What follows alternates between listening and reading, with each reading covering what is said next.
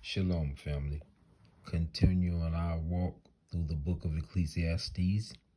I know it's been a minute, but I said that we were going to go through it, and I'm going to keep my word and my promise to my brothers and sisters.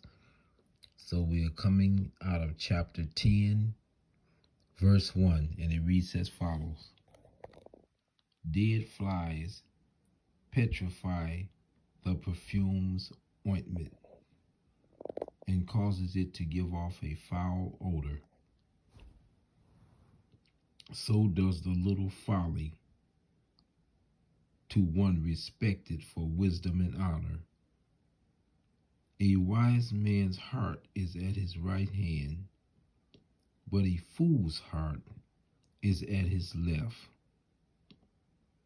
Even when a fool walks along the way, he lacks wisdom.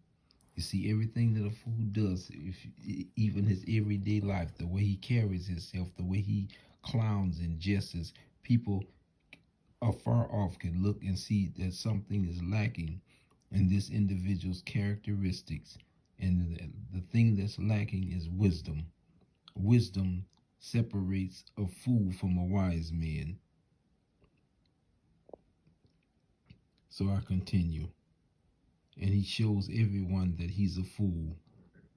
If the spirit of the ruler rises against you, do not leave your post, for reconciliation pacifies great offenses.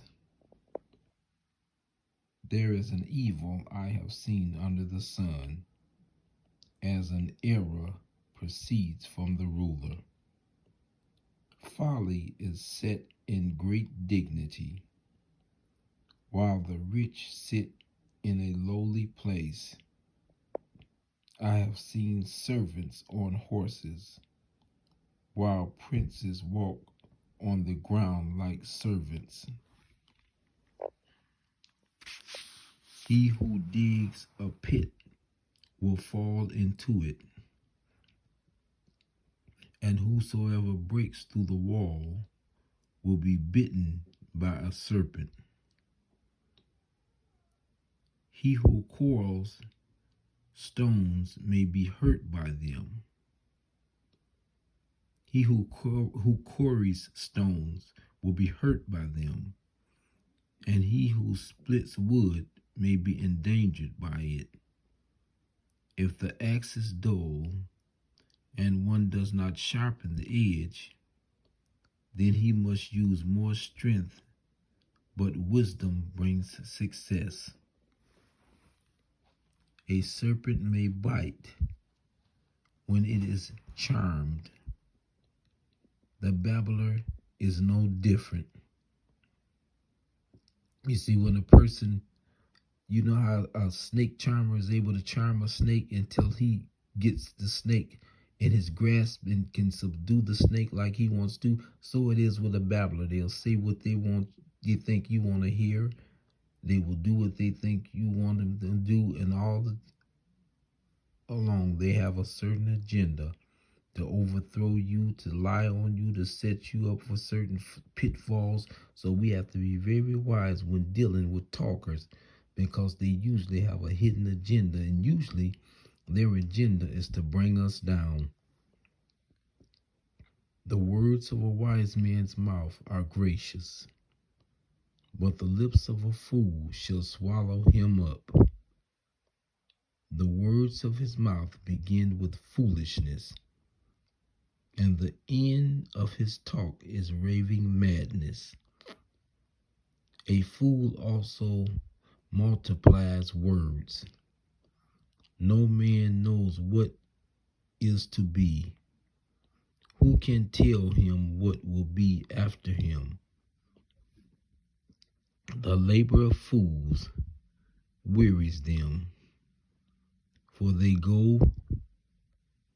do not even know how to go to the city. Woe to you, O land, when your king is a child, and your princes feast in the morning. Blessed are you, O land, when your king is the son of nobles, In plain sense, a wise individual who has been raised around wise men, for wisdom begets wisdom, and the princes feast at the proper time. For strength is not drunkenness.